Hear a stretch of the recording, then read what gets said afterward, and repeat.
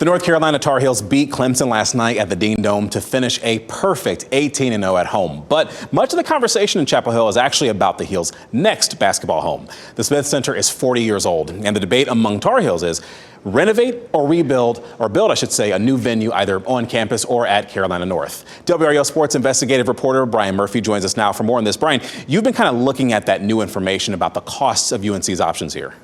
Yeah, Chris, we finally have some numbers, and they are big. UNC hired firms that deal with sports venues, and they put together a presentation to discuss the options. WRAL has that presentation, and there are 7 potential options, as you can see on the screen. UNC is still studying them, and you can see on this map of campus and the surrounding areas, but officials have really begun to narrow this down. There are 3 top options that have emerged. One, renovate the Smith Center right there where it is right now, build new at Odom Village, that's on campus, and then build new at Carolina North, about 1.5 miles away. The university wants to develop that as a new campus to accommodate growth.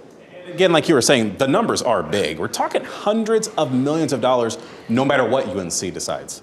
Yeah, some options are more expensive than others, but they're all over $500 million. It's $591 million to renovate. Those costs are driven up in part because of the nearby Corey Natatorium. That would have to be moved or built somewhere else.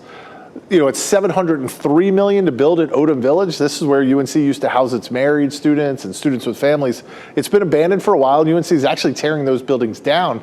And then Carolina North, the most expensive, $786 million. Now, there is plenty of space for development around that arena. One reason that it brings in the most revenue. $786 million. But as you just said, the name of the game, right? Revenue. College sports cost more than ever. So how can UNC make money off a new arena? Well, think suites, club boxes, premium spots where fans are willing to pay more. It's one of the big problems with the Smith Center, which was built in 1986, and that was before the premium seat boom, right? It has just 54 premium seats, or whatever UNC designates as premium. There are no suites. There's no club level for entertaining clients. UNC plans to have more than 3,200 premium seats at a new venue or a renovated Smith Center. That means more money per seat.